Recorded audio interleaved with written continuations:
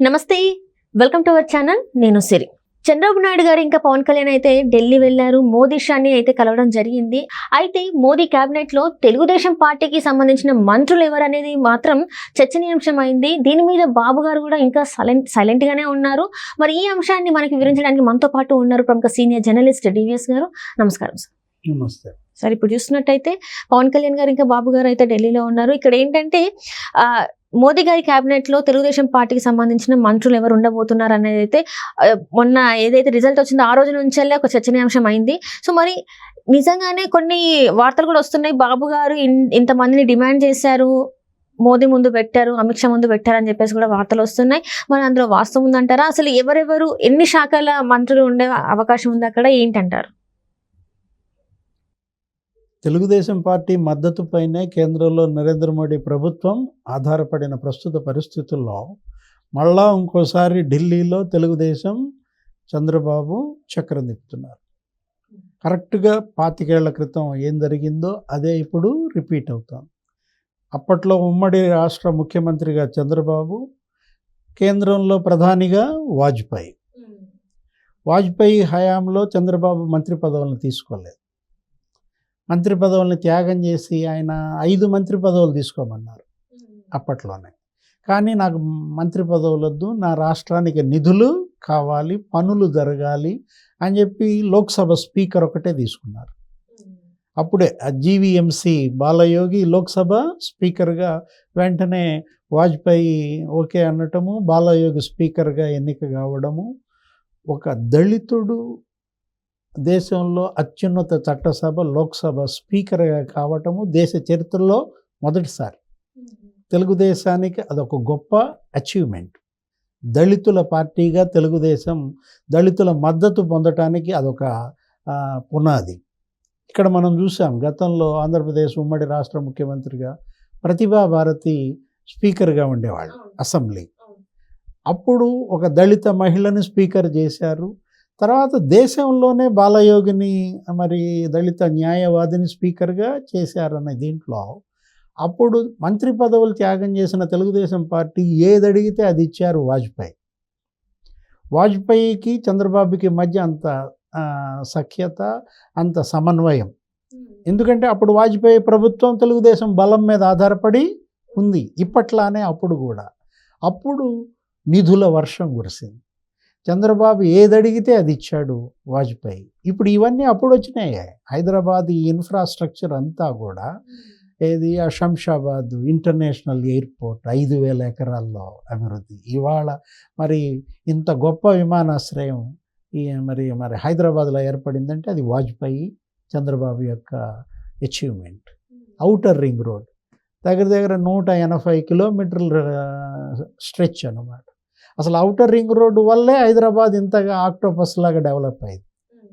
భూముల విలువలు పెరిగిపోయాయి. దానికి కూడా వాజ్పేయి చంద్రబాబే, ఈయన ముఖ్యమంత్రి, ఆయన ప్రధానమంత్రి. ఇవన్నీ కూడా ఏది ఇక్కడ ఫ్లైఓవర్స్ కానీ, ఇప్పుడు ఈ నేషనల్ ఇన్సూరెన్స్ డెవలప్మెంట్ అథారిటీ కానీ, ఆ తర్వాత ఈ నల్సార్ విశ్వవిద్యాలయం కానీ, ఈ మానవ వనరుల అభివృద్ధి కేంద్రం, హైటెక్స్, సైబరాబాద్ నీకు గొప్ప అచీవ్మెంట్. అసలు మనం మర్చిపోతుంది ఏంటి? సైబరాబాద్ ఐటీ డెవలప్మెంట్ పునాది బీజం వేసింది వీళ్ళిద్దరే. ఎవరు? వాజ్పేయి, చంద్రబాబు అన్నమాట. ఇవాళ తెలంగాణ ఐటీ రంగంలో నీకు 8.5 లక్షల మంది ఉద్యోగాలు ఒక్క ఐటీలో అన్నమాట. ఏడాదికి 50,000 పెరుగుతున్నాయి ఉద్యోగాలు. అలాంటి ఐటీ రంగానికి బీజం వేసింది చంద్రబాబు, దానికి నీళ్లు పోసింది వాజ్పేయి అన్నమాట. సైబరాబాద్ అనేది లేకపోతే హైదరాబాద్ నువ్వు ఊహించగలవా? ఇవాళ మరి సంవత్సరానికి 50,000 కోట్ల రాబడి ఒక్క ఆ రంగం నుంచి అన్నమాట ప్రభుత్వానికి. తెలంగాణకి అది కామధేనువు అయిపోయింది. ఏది ఒక ఐటీ ఉద్యోగం అంటే అమ్మా దాని మీద 5గురు ఆధారపడతారు. నువ్వు ఐటీ ఉద్యోగివి అంటే నీకు ఒక కారు, వాడు డ్రైవర్ ఒకడు ఉంటాడు, నువ్వు హోటల్కి వెళ్తావు, లేకపోతే నువ్వు రెసిడెన్స్ ఎక్కడో ఉంటావు. వీళ్ళందరికీ దీని ద్వారా నీ వల్ల ఏర్పడిన ఉపాధి అన్నమాట. ప్రత్యక్షంగా ఒక ఉద్యోగం, పరోక్షంగా 5 ఉద్యోగాలను ఇచ్చే మహావృక్షం ఐటీ. ఆ సైబరాబాద్ అదే కాదు ఆ అచీవ్మెంట్ సరే. ఇంకొక అచీవ్మెంట్ ఏంటి, జినోమ్ వ్యాలీ. జినోమ్ వ్యాలీ అనగానే నీకేం గుర్తొస్తుంది, కరోనా వ్యాక్సిన్. ఇప్పుడు ఏది, కర్ఫ్యూ సిటీని వ్యాక్సిన్ మ్యానుఫ్యాక్చరింగ్ సిటీగా తయారు చేసిన ఘనత వీళ్ళిద్దరి జోడీదే. ఏది, అప్పట్లో చంద్రబాబు పెట్టిన జినోమ్ వ్యాలీ, అక్కడ ఉన్నటువంటి ఈ భారత్ ఈ బయోటెకే ఇవాళ ఆ వ్యాక్సిన్ తయారీ అన్నమాట. 18 దేశాలకు చెందినటువంటి 200 లైఫ్ సైన్సెస్ కంపెనీస్ ఉన్నాయి ఎక్కడ, ఈ జినోమ్ వ్యాలీలో. ఎంత విదేశీ మారకద్రవ్యమో తెలుసా. ఇది కదా సంపద సృష్టి అంటే. సంపద సృష్టి, చంద్రబాబు సంపద సృష్టిస్తాడు అంటే వీళ్ళేదో ముదరాత్తారు నోట్లు అనుకుంటారు. జగన్మోహన్ రెడ్డి ప్రచారం కూడా అలాగే చేస్తాడు. ఆయన్ని ఎగతాళి చేస్తారు, అపహాస్యం చేస్తారు. ఆయన విలువ వీళ్ళకి తెలియదు, వాజ్పేయికి తెలుసు. కాబట్టి వాజ్పేయి ఏమన్నాడు, బాబు నిన్ను కనుక ఇలా వదిలేస్తే నువ్వు ఢిల్లీని కూడా ఎత్తుకుపోయి హైదరాబాద్లో పెడతావన్నాడు. అది జోక్ అనమాట. అలాంటి పరిస్థితి మళ్ళీ ఇప్పుడు వచ్చింది. ఏది, అప్పట్లోనే ఈ సిమెంట్ రోడ్లన్నీ అప్పుడు వేసాడు. ఆ జన్మభూమి ఈ సిమెంట్ రోడ్లన్నీ కూడా నీకు అప్పట్లోనే 5,000 కోట్లతో ఈ ఇన్ఫ్రాస్ట్రక్చర్ ఈ గ్రామాల్లో జన్మభూమి రోడ్లన్నీ వచ్చేసాయి వాజ్పేయి టైంలో అన్నమాట. అసలు ఇన్ఫ్రాస్ట్రక్చర్లో ఒక విప్లవం. ఈ గోల్డెన్ క్వాడ్రిలేటరల్ అని, స్వర్ణ చతుర్భుజి అని ఒక రహదారులు, ఇప్పుడు 4 లేన్ 6 లేన్ 8 లేన్ రోడ్స్ అన్నీ కూడా వీళ్ళిద్దరే తీసుకొచ్చింది.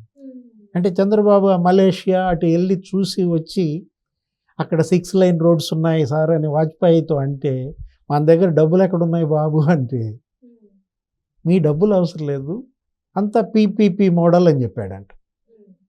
పబ్లిక్ ప్రైవేట్ పార్ట్నర్షిప్ అంటూ ఒక పీపీపీ అనే ఒక మోడల్ని ఇక్కడ పరిచయం చేశారు. ఇప్పుడు చంద్రబాబు ఇచ్చినటువంటి సూపర్ 6లో P4 అంటున్నాడు. అది P3 అయితే ఇది P4 అనమాట. సేమ్ సిట్యుయేషన్ మళ్ళా రిపీట్ అనమాట.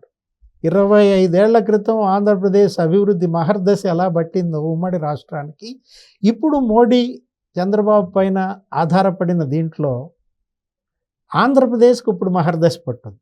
ఈ 5 ఏళ్లలో అప్పుడు వాజ్పేయి హయాంలో ఉమ్మడి రాష్ట్రంలో ఎలా అయితే నిధుల వర్షం కురిసిందో, ఇవన్నీ వచ్చాయో, ఇప్పుడు మోడీ ప్రధానిగా మళ్ళా చంద్రబాబు విభజిత ఆంధ్రప్రదేశ్కి ఇవన్నీ తెస్తే గనక చరిత్రలో మిగిలిపోతాడు. ఎందుకంటే చంద్రబాబు పైన ఇవాళ ఆధారపడిన మోడీ ప్రభుత్వం, చంద్రబాబు ఏదడిగితే అది ఇవ్వాల్సిందే. కాబట్టి ఇవాళ పోలవరం కంప్లీట్ చేయాలా. మోడీ ప్రధాని, చంద్రబాబు ముఖ్యమంత్రి కాగానే పోలవరం నిర్మాణం వాళ్ళ పరుగులు తీస్తుంది. గతంలో మనం చూసాం చంద్రబాబు సీఎంగా ఏ విధంగా అయితే పోలవరం ఒక్క రోజులో 24 గంటల్లో 35,000 క్యూబిక్ మీటర్ల కాంక్రీట్ వేశారు. గిన్నెస్ రికార్డ్ అనమాట. 72% కంప్లీట్ అయినటువంటి పోలవరం ఇవాళ మళ్ళీ అది కంప్లీట్ చేసేటువంటి అవకాశం మోడీకి, బాబుకే దక్కుతుంది ఈ 5 ఏళ్లలో. అదేవిధంగా అమరావతికి జగన్మోహన్ రెడ్డి హయాంలో ఎవరైతే దూరం అయ్యాయో కంపెనీలన్నీ కూడా 140 కేంద్ర సంస్థలు, రాష్ట్ర సంస్థలు, భూములు ఇచ్చిన సంస్థలన్నీ మళ్ళీ తిరిగి వస్తాయి. తిరిగి రావటం వల్ల 65,000 మందికి ఉపాధి ఏర్పడుతుంది ప్రత్యక్షంగా. పరోక్షంగా ఇంకా దానికి 3 రెట్ల ఉపాధి వస్తుంది. ఇవాళ మళ్ళీ అక్కడ ఇన్ఫ్రాస్ట్రక్చర్ డెవలప్ అవుతుంది. అమరావతిలో భూముల ధరలు పెరుగుతాయి. అంతేకాదు ఇరిగేషన్ ప్రాజెక్టులన్నీ కూడా కంప్లీట్ అవుతాయి. మొత్తం రాష్ట్ర వ్యాప్తంగా రోడ్ల నిర్మాణం, విమానాశ్రయాల నిర్మాణం, బుల్లెట్ ట్రైన్ కూడా ఆంధ్రప్రదేశ్కి ఇస్తానన్నాడు మొన్న మోడీ. అంటే బహుశా అక్కడ మరి ఏది విజయవాడ టు హైదరాబాద్ లేకపోతే Visakha to Hyderabad bullet train కూడా మరి ఎంత మేరకు సాధిస్తారో చూడాలి. ఇదే కాదు, విభజన చట్టంలో హామీలు పరిష్కరించాలా. నెక్స్ట్ 2 రాష్ట్రాల మధ్య తెలంగాణ, ఆంధ్రప్రదేశ్ అపరిష్కృతంగా ఉన్నటువంటి సమస్యలన్నీ కూడా పరిష్కారం అయిపోతాయి. ఇదే కాదు, మనం చూసాం మరో జినోమ్ వ్యాలీ ఆంధ్రప్రదేశ్లో వస్తుంది. వాజ్పేయి హయాంలో చంద్రబాబు ఉమ్మడి రాష్ట్రంలో హైదరాబాద్లో ఎలా అయితే జినోమ్ వ్యాలీ వచ్చిందో, ఇప్పుడు అక్కడ విశాఖపట్నంలో మెట్టెక్ జోన్ ఇంకో జినోమ్ వ్యాలీగా మారుతుంది. అట్లాగే అప్పుడు వాజ్పేయి హయాంలో ఇక్కడ సైబరాబాద్ ఎలా అయితే జరిగిందో ఇప్పుడు మోడీ బాబు హయాంలో నీకు తిరుపతిలో హార్డ్వేర్ హబ్గా మారుతుంది, మళ్ళా మొబైల్ మ్యానుఫ్యాక్చరింగ్ హబ్గా ఆ ప్రాంతం అవుతుంది, సాఫ్ట్వేర్ అంతా విశాఖలో డెవలప్ అవుతుంది. సైబరాబాద్గా మొత్తం ఆంధ్రప్రదేశ్ అక్కడ పరిణతి చెందితే ఐటీ అక్కడ కనుక వేళ్ళూనుకున్నట్లయితే ఇవాళ ఆంధ్రప్రదేశ్కి కావాల్సింది అదే, వ్యవసాయ ఆధారిత రాష్ట్రం. పారిశ్రామికంగా వెనుకబడిన పరిస్థితుల్లో పరిశ్రమలు కనుక పుంజుకుంటే, పెట్టుబడులు కనుక మళ్ళీ ఈ 5 ఏళ్లలో తెస్తే, ఏది అప్పుడు మోడీ 1.0లో కనుక ఎలా అయితే కియా తెచ్చాడో ఇప్పుడు ప్రధాని మోడీ వెంట మళ్ళా బాబు పరుగులు తీస్తాడు. మోడీ ఏ ఏ దేశాల్లో పర్యటించాడో ఆ దేశాల్లో వెంటనే చంద్రబాబు ప్రత్యక్షమవుతాడు. మోడీ దేశానికి పెట్టుబడులు ఆ విదేశాల నుంచి రాబడితే చంద్రబాబు ఆ దేశాల నుంచి ఏపీకి పెట్టుబడులు రాబడతాడు. యువత ఉపాధి అవకాశాలు పెరుగుతాయి, కంపెనీలన్నీ వస్తాయి, పెట్టుబడుల స్వర్గంగా ఆంధ్రప్రదేశ్ మారుతుంది. ఇప్పుడు జగన్మోహన్ రెడ్డి హయాంలో నేరగాళ్ల స్వర్గమైంది.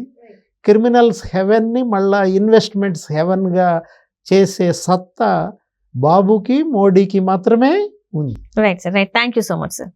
నమస్తే.